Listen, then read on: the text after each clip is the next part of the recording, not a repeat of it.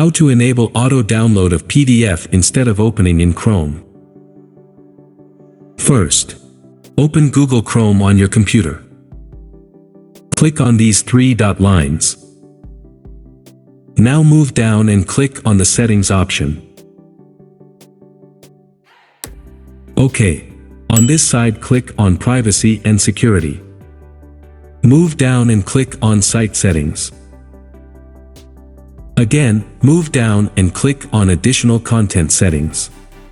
Move down to find PDF Documents.